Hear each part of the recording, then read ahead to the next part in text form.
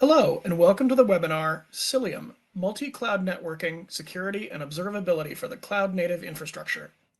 My name is Eric Wallace with Argyle, and it's great to have everyone joining us today. I have a few administrative details to share with you, then we'll dig into our presentation. First, we'd like to thank Isovalent for their partnership with today's event. They've been wonderful thought leadership partners to Argyle, and they're committed to providing you with valuable content and a great overall experience. Thank you again to Isovalent. We appreciate you joining us today. We welcome you to stay connected during today's event. For those of you who are active tweeters, please follow us on Twitter at Argyle Exec Forum. I also wanted to take a moment to touch on our content neutrality policy, which we've curated based on the feedback we've received over the years from our members. Argyle is very proud and protective of this policy, as it reflects our commitment to ensure the neutrality and overall value of the content presented at our events. We've worked closely with our speaking faculty to ensure that you receive a set of balanced and neutral viewpoints during the session today, and we appreciate our members' support of this policy. Finally, and most importantly, please submit all questions that come up during today's event into the chat section of the interface. Before we begin our presentation, I'd like our speaker to introduce himself. Thomas, over to you. Thanks a lot, Eric. I'm Thomas. Nice to meet all of you. I'm co-founder and CTO of Isovalent, also creator of the Cilium project. I have a background in, you won't believe it, kernel development. So I come from very low-level development practices. I was the tech lead early on at Red Hat for the networking and security team. Then spent a couple of years at Cisco doing Cisco ACI, and then founded Isovalent, the company, and Cilium, the project. So as Eric mentioned, today's topic is Cilium, and more importantly, multi-cloud networking, security, and observability for cloud-native infrastructure. We are Isovalent. We are a Series B startup.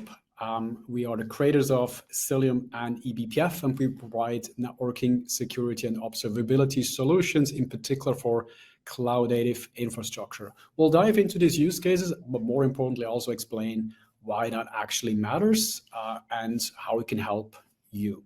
You can see in terms of customer traction, we have a wide set of enterprises around the globe across many different verticals using Isovalent Cilium Enterprise. Why should you actually care? Like, why do you need Cilium? Why should you be looking at Isovalent? And the answer is actually quite simple. The answer is what's called platform engineering. Platform engineering is a relatively new concept that is, I would call it SRE and DevOps, but for enterprises. So it's essentially inheriting a lot of the SRE and DevOps principles that have been innovated and created by the Googles and the Twitters out there, and readjusted to enterprise needs, where we essentially want to keep the split between developers and the platform and infrastructure team, because enterprises typically cannot hire SREs or DevOps at scale. Hence, platform engineering is essentially evolution of SRE and DevOps. Platform teams today are being hit by a variety of different requirements that they have to solve. They're getting, most importantly, Kubernetes thrown at them, and application teams demand a Kubernetes-based platform for agile development. They have security teams in their back demanding we need to implement zero trust security principles. We want CI/CD. We may have a multi-cloud or hybrid cloud approach. We want to develop microservices. We want to consolidate on the developer tool chain, and so on and so on. And all of these asks are being thrown at the platform engineering team. And there's good reason for that, because platform engineering principles actually lead to better developer efficiency, because we can remove the need from the developer to understand infrastructure. We also can establish consistent developer experience across teams and platforms. And of course, we improve security with principles such as zero trust security. And we also reduce time to compliance, because we implement security consistently across many different platforms. And hence, if we have achieved compliance once, the time to achieve this for another platform is reduced, so we can simply bring products to market quicker. Most importantly, though, is probably the infrastructure complexity reduction, which comes in the form of avoiding cloud provider-specific lock-in and providing consistent platforms, whether that's in public cloud, on-prem, at the edge. I think that definitely pays off, and that is a huge motivation because that leads directly to cost reduction on the OpEx side. We can reduce and manage cloud costs, which is often a day two concern after agility has been achieved. Managing the cloud costs is key, as well as unlocking hiring, because DevOps engineers and SREs are extremely hard to find on the market. Hence, the platform engineering team is growing rapidly. It is growing rapidly. Gartner is forecasting that by 2026, 80% of software engineering organizations will have a platform engineering team in place. So let's have a quicker look at what it actually takes to implement platform engineering concepts, and hence kind of how to use or how to apply the product line that we have built.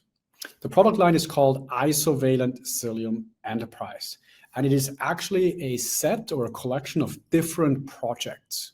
All of these projects have an open source foundation and then an enterprise version which adds additional functionality and the enterprise grade support.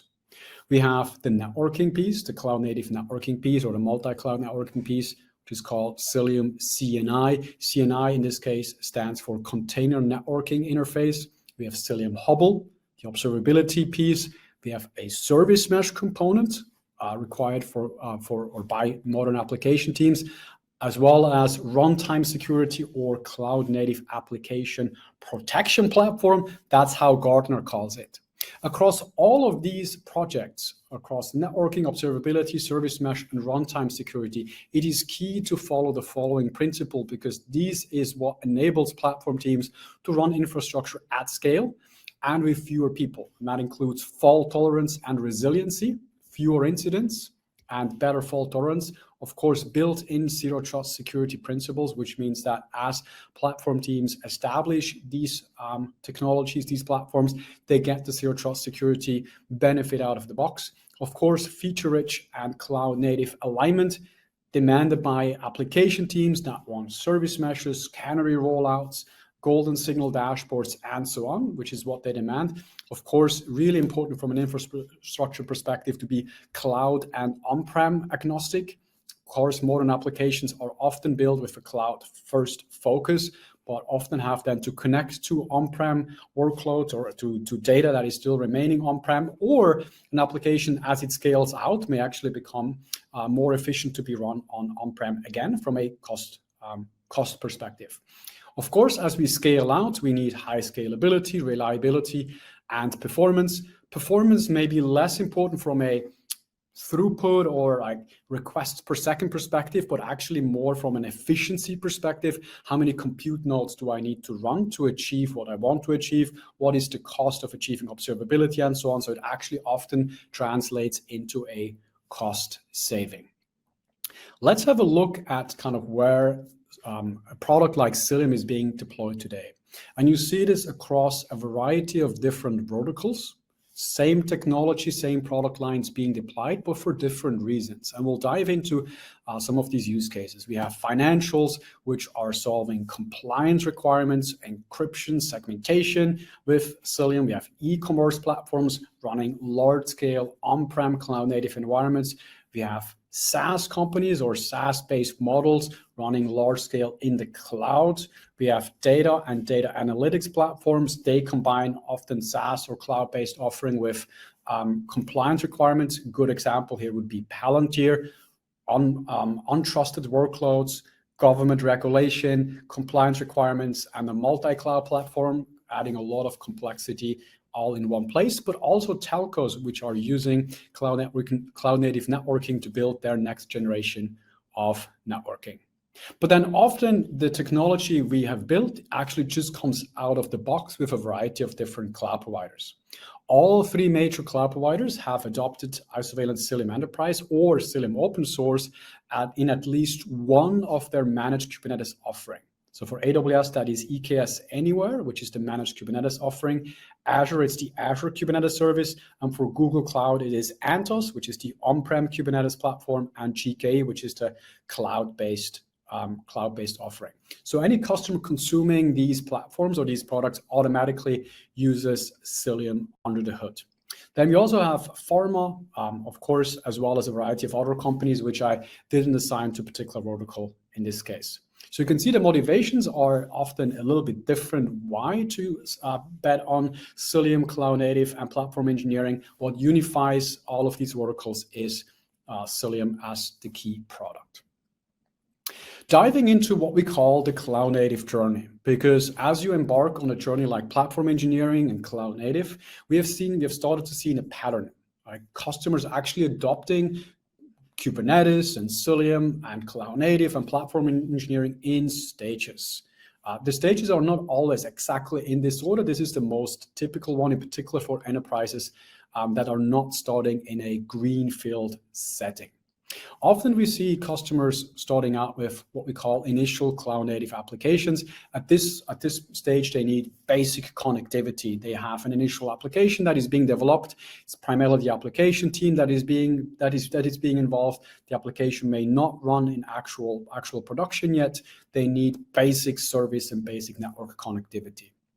In this stage, we often also see the platform team come in for the first time and bring in some initial, what we call cluster hardening, security 101, the basics to cover the security side. This is often not the actual SecOps teams at this point. It's essentially just kind of the 101 to not make any huge mistakes. At this point, the application is not scaled out. It is not running in prod. At this point, it's essentially still in development or maybe in an early preview stage. As we now roll out the application and run it in production, typically the security team comes into play and is demanding compliance or security practices.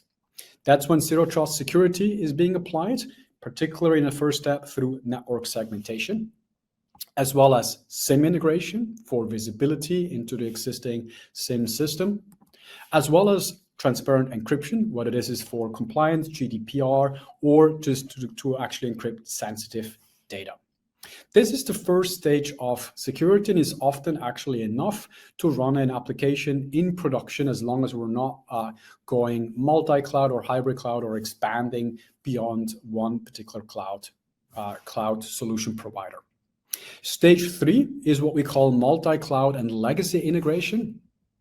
This often starts out with the need for modern cloud native applications that may be running in Kubernetes or even serverless to connect these modern workloads with existing applications or existing data. And often what appears to be a simple problem turns out to be very hard. If we look at cloud native platforms, they often run containers. Containers have very volatile network addresses. They come and go in the frequency of sometimes seconds, which makes it extremely challenging for traditional hardware or existing firewalls, which are built for either physical servers or even just virtual machines, to cope with these constantly coming and going container workloads. So we're offering a feature here that essentially allowing to bind volatile containers and bind them to a stable address, essentially simplifying the process for existing firewalls to allow cloud native applications to, for example, reach a database behind an existing firewall. We then also have multi-cluster and multi-cloud use cases to start expanding. Sometimes this is driven by scale. Sometimes this is driven by requirement to run across multiple cloud providers. Sometimes this is for resilience or reliability purpose, as well as, of course, application availability SLAs. So as we get more serious about an application, we want to start monitoring the availability of it. What is the latency? What is the HTTP return code rate? How many failures does a customer see when, for example, the app is loading on a phone and so on? This is what we call application availability SLAs. We also have hybrid cloud use cases, in particular to connect existing networks on-prem with cloud workloads. And then as we go into stage 4, this is what we call enterprise-wide microservices platforms. While I would say greenfield startups and maybe modern companies that have been found in the last 10 years, they often come with a microservices first approach already. So they often do this as stage 2. Traditional enterprises are in early phases to adopt a microservices platform. Once they get into this stage, they often ask for service mesh. We'll look into that, as well as functionalities such as tracing, canary rollouts, resilience, and so on. Finally, we also see a need for advanced runtime security. We'll do a quick jump into that as well. So to improve the security boundaries of cloud-native workloads, as well as to handle scale and churn better. This is the typical journey, and you see it typically starts out with application development in a small environment, the security team coming in, setting boundaries, making sure that the application can actually be exposed in a secure way, making sure that sensitive data is being handled. Then often we scale out as the product gets more successful. We scale out, we start scaling out across multiple cloud providers, or we start accessing data in existing environments all the way to a full-blown microservices platform. At the center, you see this on the right, is the platform team. The platform team operates this platform and provides all of this functionality while being in communication with the application teams. It's often multiple teams that actually consume such a platform, as well as the security teams, which are setting boundaries and making sure that security properties and requirements are being met. Something that I think enables all of this and all of the functionality that we're about to see is something that's called eBPF. And eBPF is a silent infrastructure revolution. I would say it is as impactful as software-defined networking, and it is essentially allowing to make an operating system programmable. The hyperscalers, the Googles, the Netflix, the Facebooks of the world have been using eBPF since about 2014, but pretty silently, and they have rebuilt their software-defined infrastructure primarily using eBPF. So what is this eBPF technology? And I promise this is the only technical slide I have on here that goes into some of the weeds. It's essentially a virtual machine. So it's making the Linux kernel itself programmable. So we can change the functionality, the behavior of the operating system without needing to restart it, without needing to load any additional modules. It's a little bit similar as what JavaScript does to a browser, making the browser programmable. eBPF is making an entire operating system programmable. So it looks a little bit like this. On the left, we have like a simplified website. A user clicks on the submit button and we can run a piece of JavaScript code. On the right, we have the same concept, just much lower in the system at the actual operating system level. And we can do this for what we call in this case a system call, which is how the process operates with the operating system. And this programmability has unlocked an entire new world of infrastructure software, and Cilium is at the forefront of this. Facebook and Google have been using very similar concepts and very similar software. They have not open sourced all of this. That's essentially internal for internal users at these hyperscalers. Cilium is essentially bringing that type of functionality at scale to enterprises. So let's look at Cilium and kind of the stages in a bit more detail. What is specific functionality and how does the product look like to actually allow a customer to go through these different use cases and journeys? And what is the value we can provide step by step? At the beginning is Kubernetes networking. This is this phase one, initial cloud native apps. An application team is bringing a Kubernetes cluster up and running to run an initial version of an application while the application is still being developed. At this stage, what we need, what's called container networking, and we need minimal form of load balancing. And often these clusters are run on any of the cloud providers, but maybe also on a platform like OpenShift or any of the other Kubernetes distributions. And of course, Cilium runs on all of them. There's not that much magic going on at this stage, pretty basic, but essentially what we want to achieve is consistent networking across clouds at this stage. So the behavior and the experience for all the application teams must be exactly the same, whether this cluster is now running on Azure, on GCP, on AWS, it's an OpenShift cluster inside of a VMware data center. It should not matter where the platform is running. The consistent or the experience to the application team must be exactly the same. And even more importantly, it must be portable. So if the application team may be developing on an EKS or a GKE cluster, which is easy to spin up, the actual production workload will then later run on an OpenShift environment, which is better regulated. And of course, the consistent experience and the portability allows for it later on. This avoids that application teams essentially lock in the platform when they start developing the product. Phase two, network security. And essentially, we need two building blocks at the beginning: network policy or micro-segmentation. So this is a distributed firewall, who can talk to whom, as well as encryption, to transparently encrypt all of the traffic. And this, again, of course, needs to operate on all different clouds as well as on-prem. The enforcement itself, I would say that is the easy part. The hard part is actually how to manage and maintain and even create these network policies, how to segment, how to understand which applications are talking to what other applications. This is where a policy management is coming into place, and we have two pieces. We have a graphical UI. This is what you see on the right side of the screen, which is essentially allowing to visualize policies after they have been installed, but it's also allowing to automatically generate policies based on network activity that we are seeing. So we can actually observe the network traffic transparently, and then based on what we're seeing, automatically generate policies that will only allow the behavior we have been seeing so far.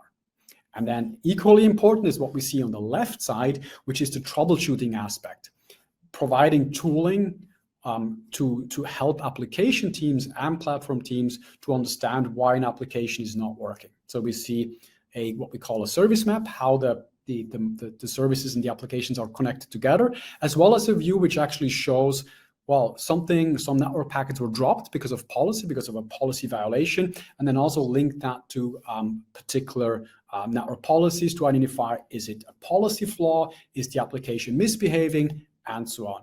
These set of tools are essentially run by the platform team, but they're exposed to the application teams. So we have self-service dashboards and tools where application teams can self-serve on these tools. So we don't need to scale up the platform teams in terms of hiring, add more application teams, start building on a platform. The whole purpose of policy, or the whole purpose of platform engineering, is to allow a small platform engineering team to operate the platform on many different cloud providers and on-prem with a small number of people. So the self-service approach is absolutely fundamental in a platform engineering strategy. Of course, the security team will immediately come in and say, I need to understand what is going on in an environment I'm already familiar with, and that is the SIM or SIM. This is the system where all of the security relevant observability data is being fed in. Prominent player is, of course, Splunk. We of course have compatibility with all the major SIM providers out there as well. This is essentially providing visibility on the network and on the runtime side in the SIM for the security team. This is needed for the security team to answer questions such as, are we still compliant? And if an incident has happened, how can we do incident investigation? Often with an existing SIM, if we start installing cloud native infrastructure like Kubernetes, existing infrastructure on the security side loses visibility in the SIM, so we need to reestablish this. So this is often not net new visibility. This is simply to regain visibility that was lost by application teams using cloud native infrastructure. It's a little bit similar to what we have seen from the shift of hardware networking to software-defined or virtualized networking that also required things like SIM visibility to be re-established. Essentially, this leads to a SIM visibility that is overarching and sees kind of activity across the entire cloud-native infrastructure, clusters running in AWS, clusters running in Google Cloud, on-prem installations, and so on, and gives the security team end-to-end visibility into all the different environments and how these environments are actually talking to each other, what sort of network activity is going on, and so on. And you see examples on the screen here, the type of use cases that are, or the type of functionality that is being built with this SIM workload. Still in phase 2, and this is the observability part for the platform team. So we just saw the SIM observability, which is the security relevant observability. The platform team also has observability requirements. They need network observability for troubleshooting. For this purpose, we have Hubble. So that's the second pillar of our product suite. Hubble provides network observability flow logs, metrics, and troubleshooting workflows. This is needed, again, this is being offered via self-service dashboards. This is needed if application teams need to troubleshoot why their application is not working. Is it my app? Is it the platform? Is it the cloud provider? Is it my underlying on-prem network? Is it the interconnect between the different cloud providers? Application teams and platform engineering teams quickly work together to pinpoint the issue if applications are not working. Now, our network observability layer here helps both platform teams and application teams to do this very quickly. In this context, we have also established a very exciting partnership with Grafana Labs. So Isovalent is working together with Grafana Labs to essentially build exciting dashboards. And I think that connects us back to the self-service dashboard view. I'll show you a couple of examples. So we have on the left side, we have the typical Grafana metrics, which is, for example, showing network throughput or the rate of DNS resolution failures or the rate of network errors or the CPU utilization. And on the right side, we see the other extreme, which is going all the way into what's called HTTP tracing, where we can actually trace individual requests on the microservice level. This is often something that modern application teams want to have. Say a customer is calling in, my app is not working, the platform and the application team can go in and actually trace a particular request from one customer that actually hit this particular platform. So this observability layer is offered transparently, and application teams can leverage the type of visibility through dashboards, metrics, and tracing APIs. Of course, as the platform starts to grow, we need multi-cluster functionality, simply because different teams may want to use different clusters, or we may need to run clusters across on-prem and the cloud, or in different cloud VPCs. Multi-cluster offers us the ability to connect multiple Kubernetes clusters together seamlessly. All of the network security and the observability stays intact, so that is still available. Essentially, we're simply scaling out from left to right. We are then extending on the load balancing side, so we can put a load balancer in front. And what we're bringing to the table here is that cloud providers offer this load balancer. For example, in AWS, this will be called an ELB, an elastic load balancer. We have a load balancer that works equally well across all the cloud providers as well as on-prem. So again, this guarantees the portability of applications. If, let's say, an application is initially developed in the cloud on an EKS cluster, as an example, because that's easy to bootstrap, they can use the Cilium load balancer. And then as the application is ported to an OpenShift environment running on-prem, the load balancer will continue working. It will simply use a different form of implementation. In the cloud, it will use the cloud constructs.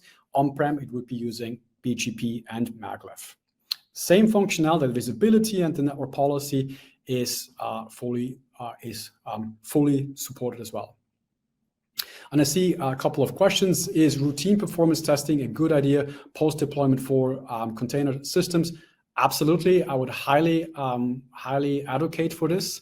I'd say most platform teams go even further, and they actually establish a CI/CD system, a continuous integration and continuous deployment, or kind of system where this type of testing, including benchmarking and throughput measurements, is done continuously for every new version of an application and for every new version of the entire platform. So instead of thinking of testing as a one-off event, so-called CI/CD pipelines allow to perform the testing on the fly when new versions of the application or the platform become available. And question number 2, can you please lay down the difference between multi-cluster and service mesh? Absolutely. So we've covered multi-cluster so far. I'll have a slide in a couple of minutes talking about service mesh and what the difference there is. So the multi-cluster piece that we're seeing right now is purely on the network level. That does not include or does not involve any service mesh technology at this point. So this is simply at the network level, which means it supports all applications. There's no specific requirements on modern applications. There's also no proxies and no sidecars, which you may have heard about in the service mesh context. Before we get into the service mesh side, I think another very exciting part is Timescape, which gives us historic visibility. So the initial Hubble layer gives us essentially real-time visibility, and we can then feed data into a SIM. Timescape gives us the ability to essentially run a time series database, so a database that can then capture all of the visibility data that you can run in a platform environment. This gives you essentially what we call the network time machine. So you can go back in time and see what sort of network connectivity have we seen 2 weeks ago, or what type of network policy violations have we seen, or what was the latency from one particular IP address over that type for one particular timestamp. This gives us essentially like the historic context for all of the network observability data that we have seen. You see 2 examples here on the screen, the service map, so what are the services and how they're talking to each other, as well as metrics where we can actually see statistical data based on the network observability data. These are examples of kind of the different UIs and user experiences that application teams can leverage. Of course, we have visual UIs or graphical UIs, service maps, like how are the applications talking to each other. This is operating at network level as well as what we call the application protocol level, which are protocols such as HTTP, REST, gRPC, Kafka, SQL, Memcached, and so on. So we can actually understand the actual API calls or which database table is being accessed and so on. We, of course, also have an API and the CLI. That's what you see on the lower left. In particular, for larger scale environments, the CLI and the API will obviously scale better. And on the right side, you see the equivalent of that, where we can actually query the Timescape database and apply filters and queries from a browser-based UI. Before we go into service mesh, the next logical step is essentially the multi-cloud and hybrid cloud networking extension. So far, we have been talking in the context of Kubernetes, and this is well aligned for modern application teams for new applications. And most enterprises are building out Kubernetes infrastructure today to meet the demands of modern application teams. Obviously, not all applications can and want to be migrated to Kubernetes-based environments. This is where the Cilium gateway comes into play, where we can deploy Cilium as either a virtual appliance in form of a virtual machine in an existing cloud provider virtual private network, or in a form of a physical box, for example, a server running Cilium or a virtual machine running on-prem running Cilium. And this gateway can then bridge an existing network, physical or virtual, to the world of Cilium and Cilium cluster mesh. This is essentially allowing to bridge the new world of cloud native with Kubernetes, containers, with the existing world of servers and virtual machines, while still giving us a unified plane for network security and network observability. So we keep the existing properties, but we've now added the ability to essentially reach out and integrate existing workloads as well. There's a variety of different ways on how we actually do this. You see one example, IKEA here using BGP. We also have integrations with Cisco ACI and VMware NSX, where we essentially integrate natively with these platforms as well. Service mesh. So let's talk about service mesh and what this means. Service mesh is essentially the ability to elevate the connectivity and argue about what we call layer 7. So instead of just staying at the pure network level, which is what existing network vendors would have done so far, service mesh understands modern application protocols. This is in particular important for microservices. Application teams building with microservices concepts, so splitting a giant application into many small little pieces that then talk on the network with each other. These microservices-based software or these teams, they often require or ask for service mesh capabilities. Cilium builds service mesh natively into the offering, into the product, where we can do layer 7 load balancing, HTTP tracing, MTLS, as well as API gateway which is what you see here on the left. So this is the ability to steer traffic. For example, if one of your application teams have built a new app for a phone, they will typically need API gateway functionality to steer incoming requests from the app to the backend, as one example. And application teams will want to do canary rollouts, for example, test new versions of an app and only route, for example, 1% of traffic to the new version to actually test it out before it gets rolled out fully. So often service mesh is being asked for by application teams, by modern application teams as part of the platform. This comes as a feature natively in Cilium. Often service mesh is introduced as shown on the screen here on the left, essentially a mesh in between two apps or two services, providing observability, security, traffic management, and so on. The main difference in what Cilium service mesh does compared to other service meshes is we were the first service mesh to provide what we call a sidecar-free service mesh. Traditional service meshes have been running what's called sidecar proxies, essentially a proxy instance, one for every application as it is deployed into the platform. This was an evolutionary step from what we had before, but introduced a lot of overhead because depending on the number of applications, you may be running thousands of them. A lot of compute and a lot of memory is being burned just for these sidecar proxies. Hence, we have introduced a sidecar-free data path or a sidecar-free service mesh, which runs a shared multi-tenant service mesh proxy. You can see the performance difference. It's small, but you can see that I think the Cilium service mesh is significantly more efficient. And again, most teams care less about the actual latency gain. They care primarily about not requiring 20% additional compute just to run their application.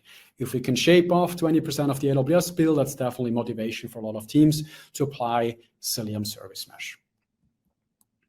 Brings us to the last phase, the last step, which is often the cloud native application protection or runtime security.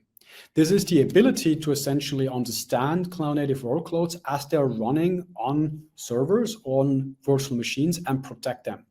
Like their actual abilities, what are the capabilities they have, and limits that.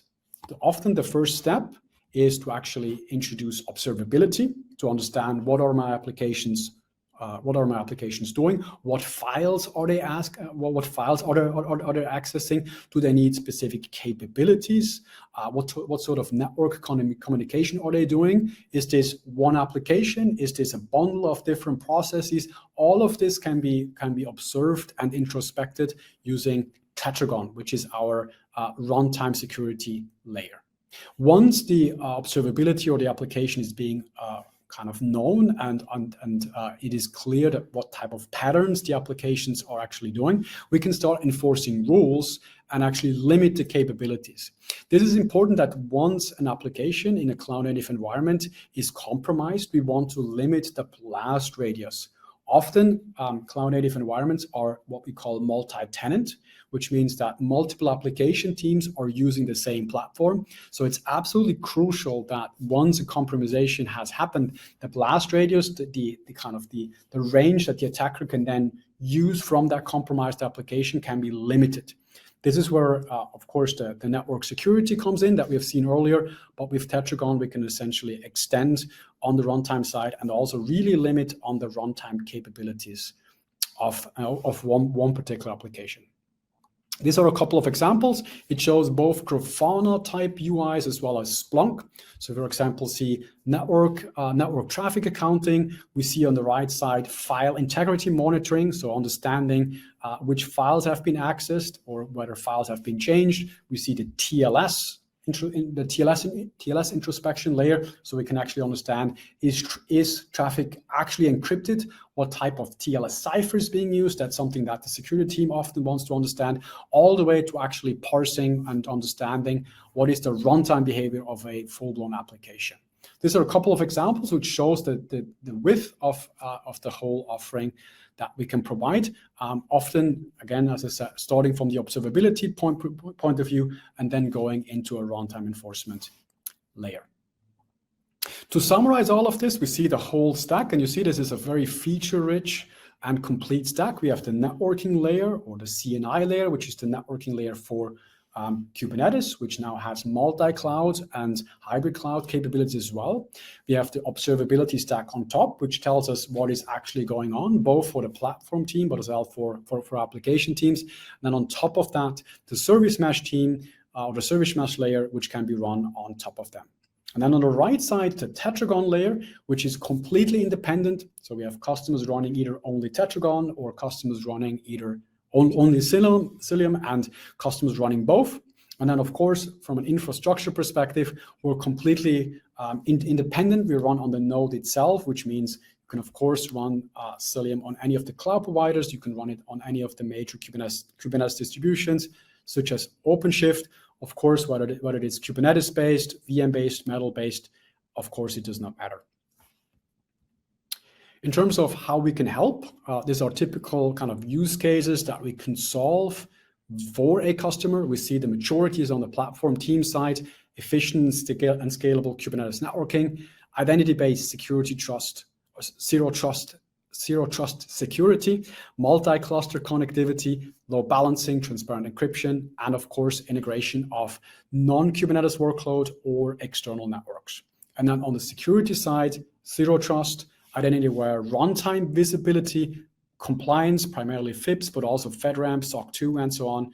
And then on the application team side, of course, a lot of visibility, the famous golden signal dashboard that a lot of application teams love, but also integration into modern principles such as GitOps, which essentially combine, for example, network policy control with source control that our application teams are used with. This often allows to stay compliant with modern security needs while remaining agile and actually implement, for example, a CI/CD pipeline, so application teams can deploy quickly while remaining compliant on the security side.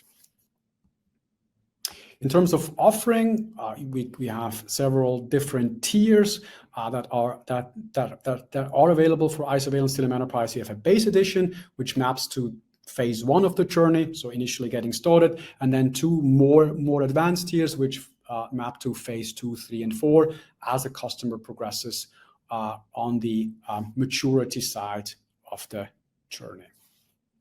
And I see a couple of additional questions, and I'll also open it up for questions. Before we do that, I want to leave you with some pointers as well. If this was interesting to you, if you have been intrigued by platform engineering, cloud native, Isovalent Cilium Enterprise, please feel free to reach out to us. You can find more information on isovalent.com. You will also find pointers to the Cilium project and to eBPF. Those are the more technical projects. If you have platform teams already, they will definitely be intrigued to learn more about that specifically. Isovalent, we of course also offer interactive labs and white papers where you can learn more about our offerings. I would also like to quickly remind you on the survey that we're running. That would definitely help us if you fill out that survey. And with that, I would love to open it up for more questions. I will start answering the ones that are already in the chat, and as more are coming in, I will, of course, continue answering them.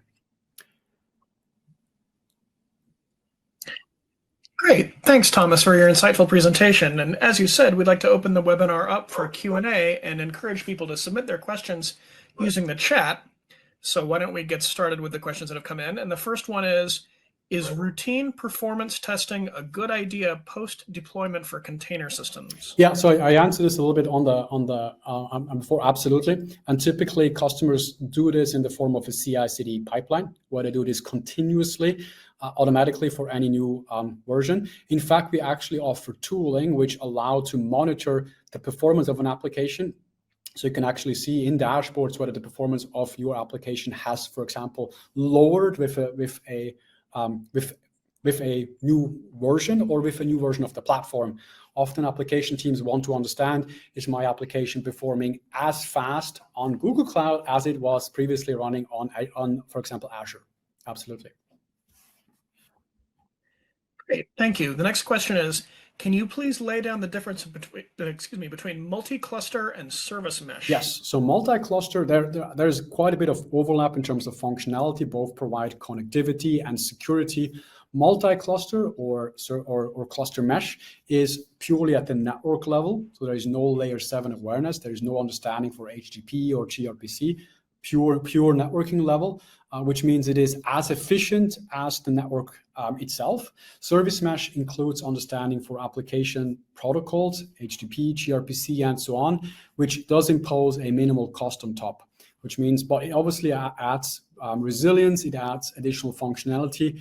So application teams often want this. One of the benefits of combining the two together in the form of Cilium, application teams can choose for which applications they want service mesh and for which applications they want the raw performance of the network. So it's essentially they can make the right trade-off there. Great, thank you. So how is MTLS authentication and policy being done without sidecar proxies? Very good question. We are applying a principle that we have not invented. It was actually invented, I think, inside Google. It is the separation of the authentication step, which is essentially the step where we authenticate sender and receiver from the actual layer that is doing the data transfer. This is done already at Google and several other hyperscalers, not publicly. We have essentially brought that model to the enterprise world with Cilium. This allows to benefit from MTLS, where it's still a authentication agent. So that's essentially replacing the proxy part, but then the actual data path, this is where the data is actually flowing. That remains proxy-free, kernel-based, and thus is as efficient as it was before. Great, thank you. The next question is, we are struggling to keep track of all our activities on multiple clouds. Do you have any advice? Absolutely, that's a great question. Absolutely. I think we are not doing any sort of, for example, cloud misconfiguration management or something like this. But what's really helpful is Timescape and the ability to introspect all of the data across all different clouds. So seeing all the applications that are running, how much traffic is each application consuming, who is talking to whom, am I applying the same policies everywhere, or even understanding, do I have virtual machines running which are not receiving or sending any traffic? We actually have customers that have automated their use of infrastructure. One of their biggest problems to have is identify unused virtual machines.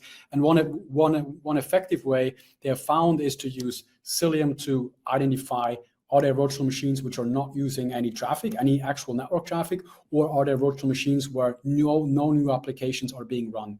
And both can be done. So we have tooling that can actually assist, but this is definitely one of the bigger problems with cloud.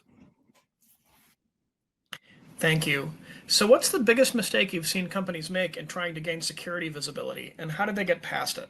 I think the biggest mistake in the beginning is to try and solve it without trying to solve it in the system that's already known to the company. So going exclusively with something new that is completely separate, because that requires, in particular, security teams to then also learn about all of these new technologies. And often we're seeing the security team be a massive bottleneck for any sort of transformation. They have a lot on their plate already. They often don't have the time to first gain deep understanding of Kubernetes and modern cloud-native infrastructure and tools.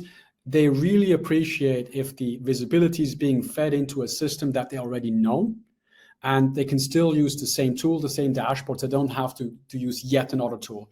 That's definitely the biggest mistake we see. And reverting that and going back to using their existing SIM is typically unlocking cloud-native adoption much, much quicker. Thank you. The next question is, can Cilium work with companies that have several cloud platforms or just one? Absolutely. I think that's one of our biggest strengths.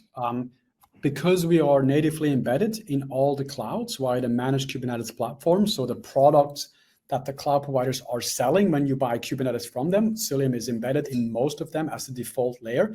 This makes us ideal because from a technology perspective, we work incredibly well because of that. And then as Isovalent, we're essentially the neutral vendor, which offer the distribution that then works not only in all the clouds, but also on-prem. So we then also work equally well on a Tanzu, which is VMware's Kubernetes distribution, or on a Red Hat OpenShift cluster, and so on. So that's definitely a unique benefit that you get from the Isovalent Cilium flavor. Great. So zooming out a little bit, how do you anticipate that the networking and security field is going to evolve over the next couple of years? It's very interesting. I think as a company, we were set up to essentially what we call an SDN 2.0. In fact, the first big investor in our company was Martin Casado, inventor of SDN, creator of or founder of a company that later was acquired, became VMware NSX. We're not calling it SDN 2.0. I think cloud native does not talk about networking as a software-defined concept, but it's essentially an SDN 2.0, and it's intent-based. I think the biggest difference is scale, and the second biggest difference is that we're no longer thinking in terms of networks. Application teams do not want to understand what a network is. Application teams do not understand how to calculate a subnet. They still simply want to run clusters and infrastructure. And as a network provider, we are responsible to connect all of this together. So this can be multiple different application teams who independently created infrastructure.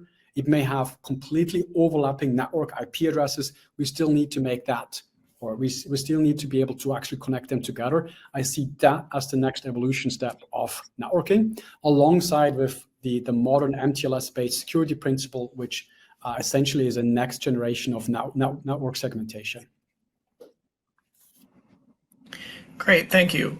Next question is, back on the MTLS side, I did understand that the authentication still happens. Does this mean that the certificates have to be loaded on the app components themselves? Great question. So the MTLS implementation is completely transparent of the application. The main benefit of the service mesh, besides visibility, is that we can roll out MTLS without requiring to change applications, or even legacy applications which cannot be modified can be enabled.